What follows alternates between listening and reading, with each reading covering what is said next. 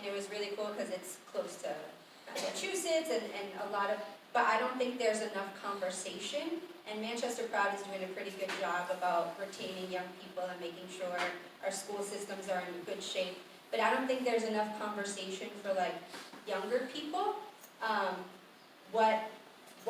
And Stay Work Play does great, I'm saying, I really appreciated this, but there's not enough conversation about why don't young people, this is an aging state. There's a lot of older people living here and staying here, and we're not drawing young people to desire to raise their families here because schools are tough. And so I think we need more conversation and intentionality for drawing young people and keeping the ones that graduate from college here.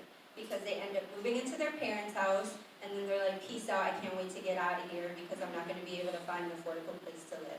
So I think intentionally working with colleges, making sure that our schools are in a good place, supporting Manchester Proud, who's desiring to making sure that Manchester has really good school system, just making sure that we are keeping young professionals and taking care of them as well.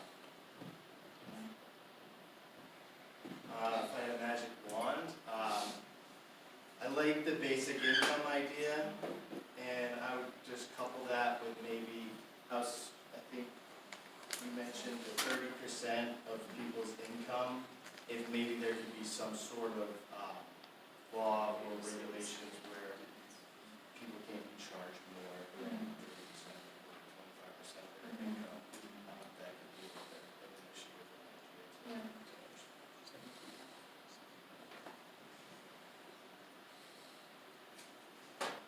I think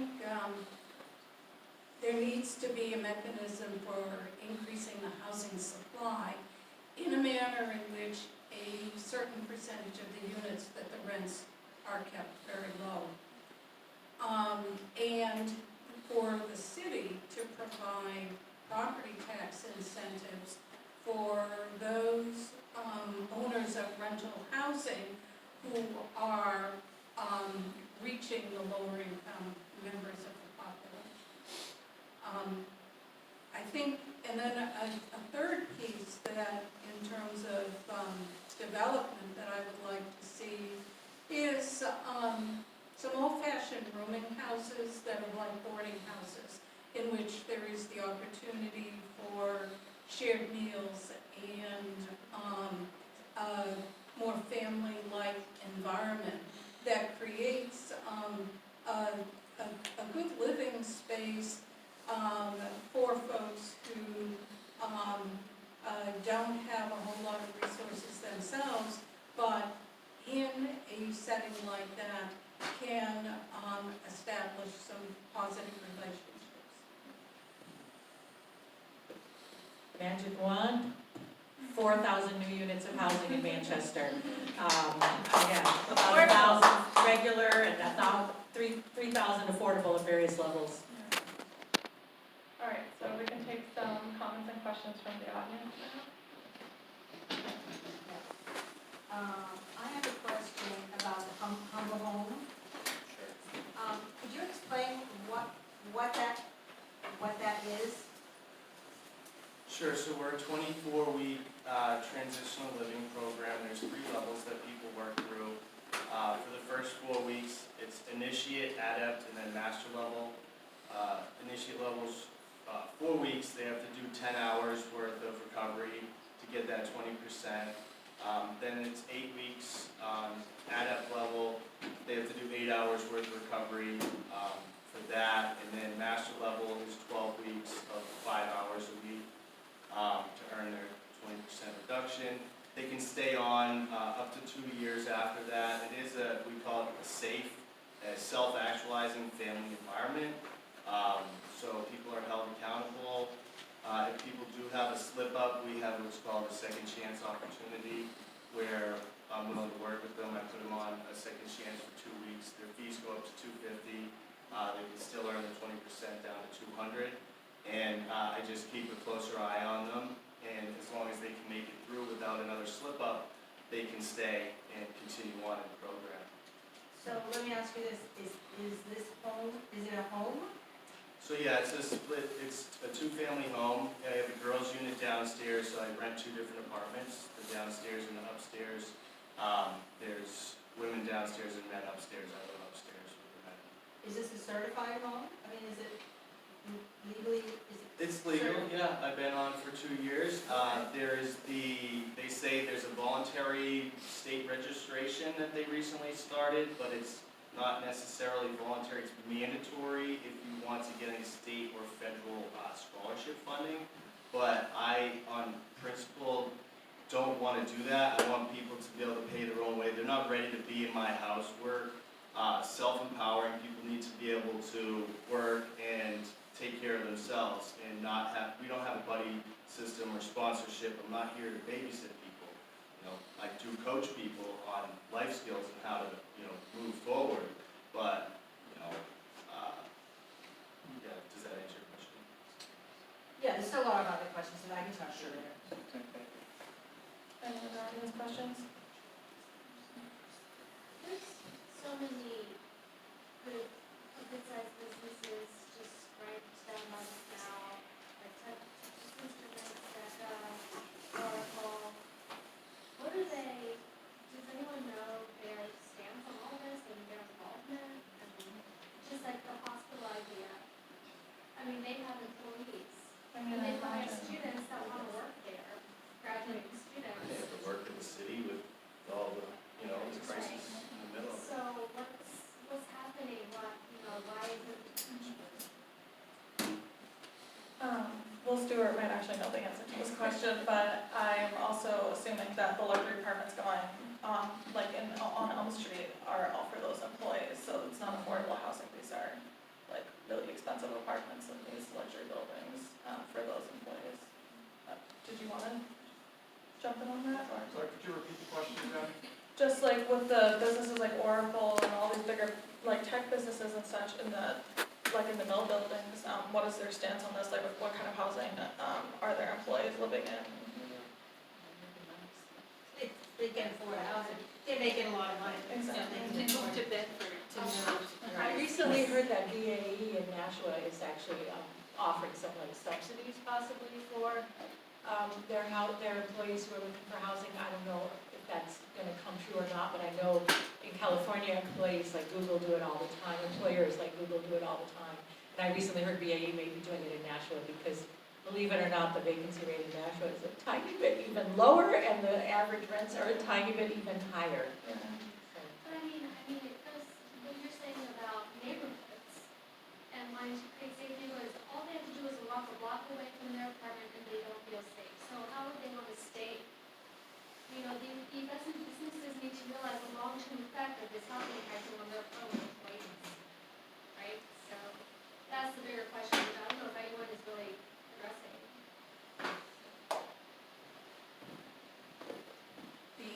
The chamber has gotten engaged in concerns around homelessness, but I don't think they're going far enough. I think your point's really well taken, is, part of the benefit to the city of the economic growth on the one side is also the downside of the opportunity of rents to go up everywhere.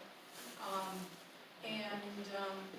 think that's an excellent thing to really find a way to connect with some of these businesses. And this is kind of why I talked about engaging young people and why Stay Work Play and the chamber's so important. There's a negative perception about a lot of neighborhoods. And it's a stigma and it's unfair, but there are a lot of really cool things going on in these neighborhoods, right? There's neighborhood watch groups and there's murals going on and there's a lot of stuff and people don't know about that. So there's a responsibility also for these companies to be connected with like Stay Work Play and the chamber and be bringing them to their businesses or encouraging their employees to go to meetings and talk about these things because there's so much going on in the city that's really cool and because they don't want to walk 2 blocks behind the SNU arena just because they think it's unsafe and there's just not a lot more housing units, but there are some, but people won't live there because they think that they're crappy apartments and they're super unsafe. And we see Sarah Jane's literature that she gives out, and yeah, those apartments do exist. but people are afraid to live in those because the entire neighborhood has a terrible perception. And so that's why it's so important to be revitalizing neighborhoods as a whole, because yeah, you're gonna create some affordable housing units, but people don't wanna live there because they think it's a crappy neighborhood. So there's a responsibility on these companies to be connected with organizations like Stay Work Play and the Chamber, and making sure that their employees know what is out there in Manchester. Did you have a question, Martin? Yeah, I was just gonna follow up, like, what she had asked. I was gonna say, like, will the price of rent's going up, but the living condition, the hot water tank, heater, they're not changed, and so how can, we hold, the landlords accountable in making sure that these companies, fix or install new things in these apartments? I was kinda gonna go off that, like you're saying to bring it up to the city and the city council, but then the landlord's gonna retaliate in raising the rent, so who controls and can limit the landlord's control basically on doing that? Who do, if the city can't do that, the landlord's just gonna retaliate, who's gonna help control that? Not to mention landlord connection, when the landlord complains about that, Matt, you now have a record haunting you until you've argued with your landlord. I'm really glad you mentioned that. I meant to bring that up. There's a website called Landlord Connection, and if you get on there as having ever been evicted, you will not. No, Okay. No. It's, all it takes is that you have a writ written against you or. It doesn't even proceeding. require that much. The Right. landlord connection makes clear that if they are allowed to put any kind of commentary, any kind of note, anything, you don't have to have an eviction, you have to have a dispute or a disagreement of any sort with the landlord. They put you on that record in there. It's not checked, you don't have any offers, you can't challenge it, and it stays with you for 7 years. And a lot of property management companies have gotten in the habit of checking the record just before they check anything else. Your application comes in, they check that for $25, which happens to be the application fee for the property management company, and they, with a quick Excel sheet and a Control F, they can knock out tenants, especially where the market is right now. So You a are lot so of right. times, you can go house to house, property management, building to building, not get any response at all, because 5 or 6 years ago, you had a disagreement with the landlord, and now you're blacklisted from everything. You are so right. It's called Landlord Connection, right? Yeah. I know a couple of years ago, we were talking with New Hampshire legal assistants to find out whether or not we could challenge the legal existence of that, because it is like a blacklist and you have no control. And Maggie, I don't know if you know what happened with that, you don't know. I know that New Hampshire legal assistance was really looking into it because we felt it was wrong. Well, I wanted to make some comments. I managed a rooming house. I managed a Cadillac in the 1990s, and it was around 1996, 97 that the Landlord Connection was created by a couple guys, and they went around to landlords and property owners and invited them to join this, and for a fee you can join it, and for a certain amount of fee that's stepped down, you get a certain amount of information, and they just go to the cities or the towns, and they comb through the court dockets, and they just keep track of if you've had any kind of issue, even a writ, even if it was dismissed, and even if the dismissal was recorded, you still get your name up on the blacklist. And I talked to the guy, and he said that you can call them, and they could make notes on there, but we all know, in a market like this, if you have your name on such a docket, and regardless of the dispute, the landlord's not gonna wanna touch you, they're gonna go to the next person. I called legal assistance, I've also called legal assistance referral services. They all said that there's nothing they can do about it because it's a private entity. What really needs to happen is a state legislation, which gets into another point that I wanted to make. When I moved here in 1981, and I was pregnant with my first child, I had housing insecurity. I've had housing insecurity for the 30 years that I've lived in this city. And I'm done. I've moved to another city because I can't find anything decent here. But the point is when I moved here, I wanted to find a tenants association. And I was told that there was a Queen City Tenants Association. and then I was told, and that was back in 1982, that they had dissolved. And I've never seen a grassroots tenants organization come forward, and I've never had the time, I've always been strapped in resources, and there's plenty of people that get paid to do grassroots work. And I don't understand why we don't have a tenants association that's made up of tenants who inform each other of the law and who do activating into the aldermanic board and on into the public and come to meetings at the State House and hearings. Just recently, we had a State House, and I think it was during the Bill O'Brien period, where landlords now don't have to retain people's possessions for 28 days. Now they can just throw everything out. If you've been evicted, they can throw all your belongings on the street after 7 days. And many people who are in housing crisis can't get it together to get all their stuff out of their unit in 7 days. Well, I managed properties for 5 years, and I had many people I would negotiate with them because I couldn't stand to see people just have everything they own thrown out. But most landlords don't care. There's no incentive for them to care. I also had conversations often with building inspectors. Mr. Leprenier, Pollock was one I talked to extensively. I knew many landlords who skirted the laws, who laughed at the laws, and it's because the aldermanic board has no desire to make ordinances that are effective and that incentivize having to follow the law. If you can pay a $200 fine, but you're getting $1,500 a month for rent for a substandard unit, where is the incentive? And when I asked them, well, what do we need to do? Well, we need to get people in the aldermanic board that are going to give a damn about those issues. And so we need to have people that are going to run in the city for aldermanic positions in order to make that happen. So we need to get into the communities and get people politically active. And the same is in the State House, where now we have a progressive legislature, but we had an idiot governor who vetoed every single effort of reform. But we need to have grassroots organizations starting in Manchester, in Nashua, and in Concord to start to activate and get people informed about their rights. I had many people that were on the edge of eviction who had no idea what their rights in housing were at all.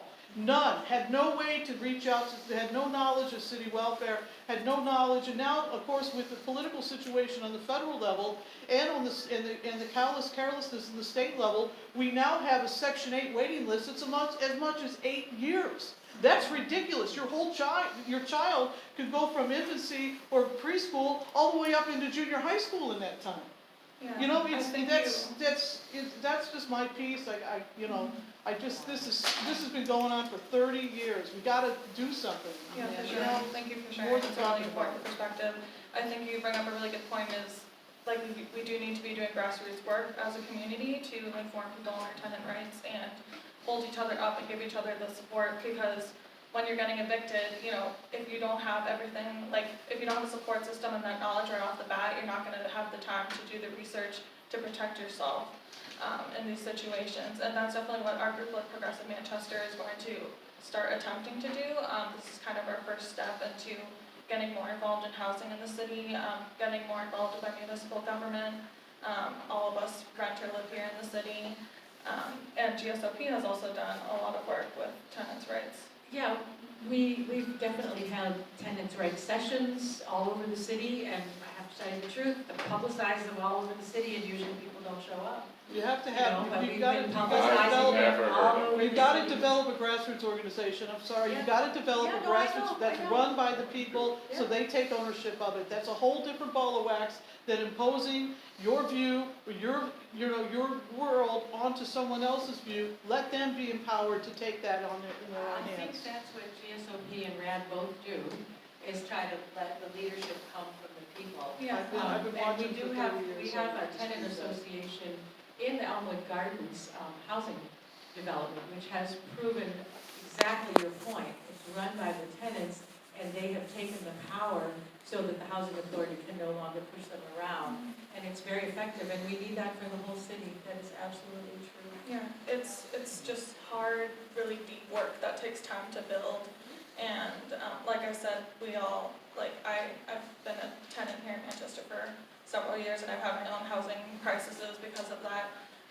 But until I started working with Brad, I would never have had the time to form an organization on my own, and now I'm empowered to do that, so it just is something that takes a lot of time and community connection and like deep work.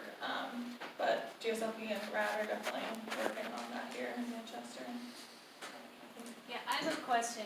We often throw the term around affordable units, or what is an affordable rent for an apartment? What is the price point for an affordable unit? Erica, what does NeighborWorks rent a unit for, and how does one become eligible to get one?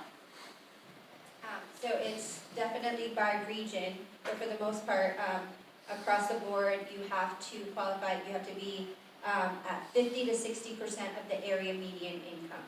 So for Manchester's our lowest rents for all of southern New Hampshire. So right now, a 2-bedroom is typically like $975. And it also depends on the region as well. We have some 2-bedrooms that are on the 4th floor on Elm Street that are $825 and don't have as much of a wait list because there's no elevators in that building. So our most expensive is probably Londonderry, and those are townhouses, and those are $1,300 for a 3-bedroom. But the wait list is about 3 years long because of the low vacancy rate and also low turnover, because people are not finding anything that's cheaper than that.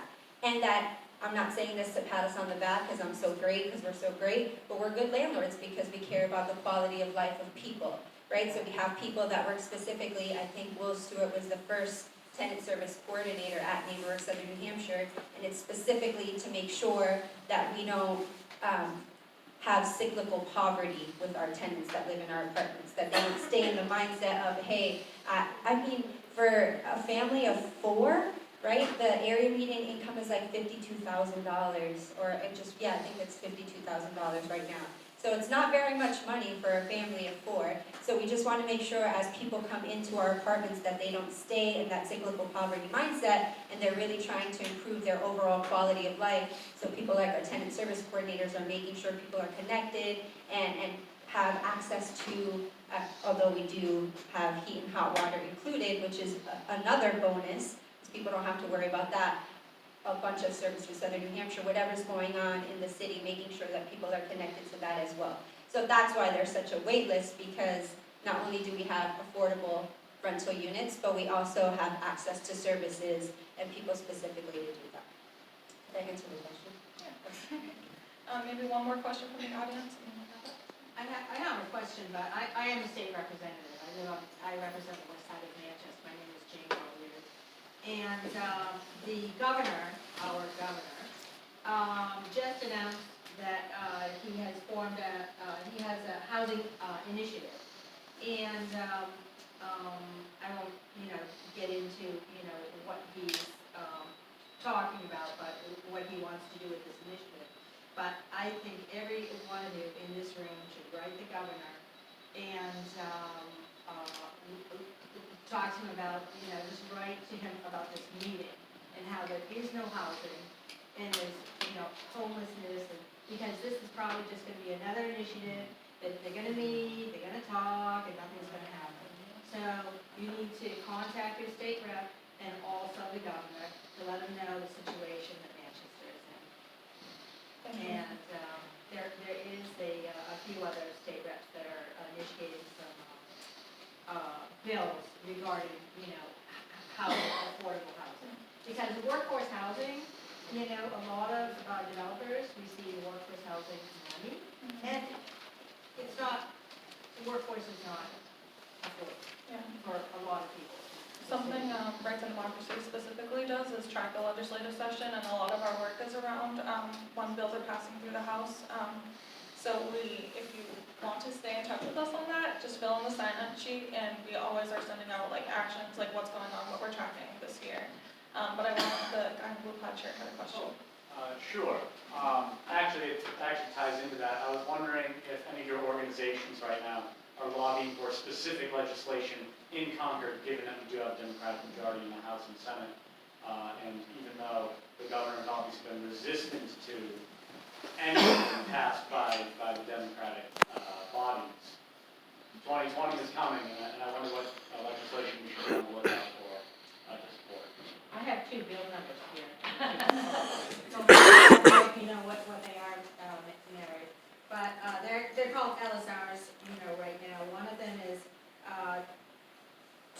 552, and the other one is,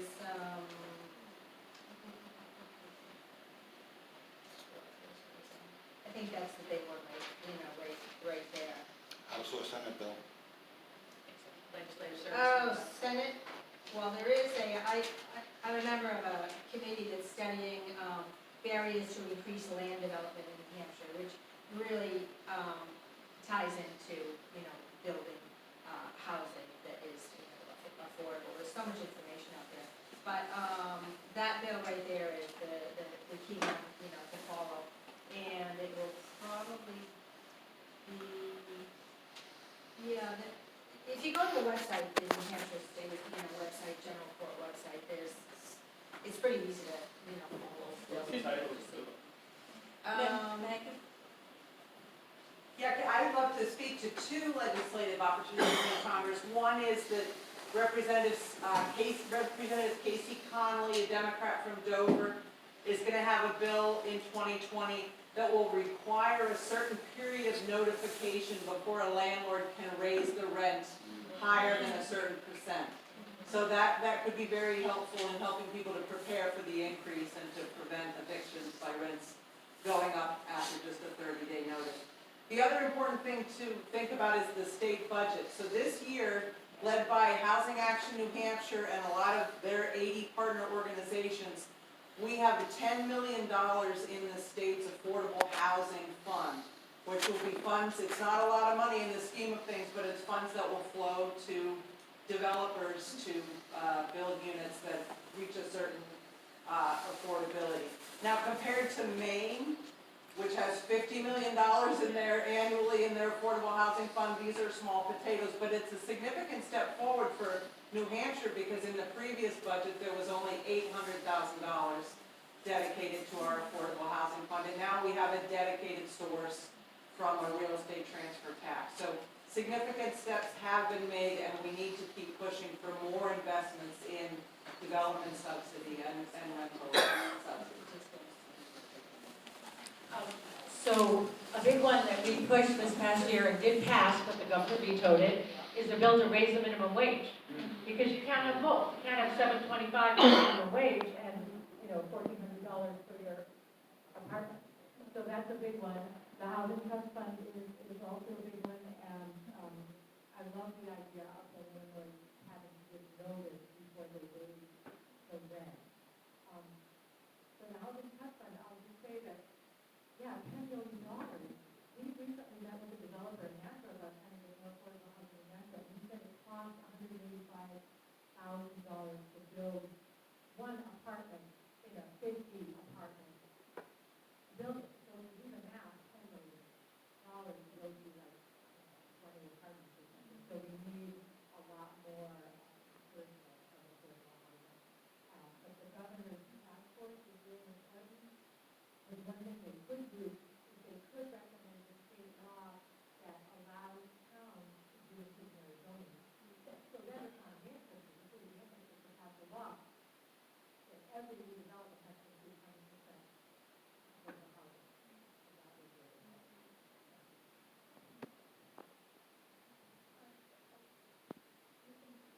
Watching fail. Yeah, I just want to make a quick plug. I work for Southern New Hampshire Planning Commission. We have a housing forum coming up on November 21st from 5 to 7 p.m. at the New Hampshire Institute of Politics at St. Anson's College. I encourage you to register and attend that event. We're going to talk about policy. One of the things, and just two quick solutions, with all things housing policy, especially at the local level, this very much is a local discussion about how the city decides to manage housing stock. And so I just want to offer two quick solutions. One is the city could be proactive by pre-approving certain types of development and construction that could repeat itself over and over again in the city. And which leads to a second comment I want to make. Over the last 18 months, I conducted a research and implementation project looking at how to implement accessory dwelling units in the city of Manchester. If you're not familiar with this, it's a small apartment on the same lot as a single-family home. reason for the focus around this is because there's almost 30,000 single-family homes in Manchester, and it covers almost 80% of the zoned land for residential housing. So, by working together, by the city taking a proactive approach, they could pre-approve certain standard designs for dwelling units that could go in people's backyards. And by doing this, it would incredibly lower the cost of constructing housing units in the city and create a new tool to produce new housing stock for our community. So I think that dovetails in with one of the biggest issues with affordable housing. When I was a builder, I wanted to build affordable housing, and I found that there was no financing in the commercial market for building affordable housing. The incentive for banks is to build to support builders of large McMansions that can have a high return and also have high collateral possibilities. They're not the least bit interested in building energy efficient, small unit housing. And, so that's where the federal government and the state government needs to step in, or the city, and find the funds to make up for what developers cannot get in the commercial market for funding for that type of projects. And the other thing is walkable communities and walkable developments with a combination of businesses and housing and small housing units within a walkable range within services, and it makes places more livable to live in and more affordable. For sure. Well, I wanted to thank you all for participating, being such an active audience. I'll welcome Kathy to close us off, and thank you to our panelists as well.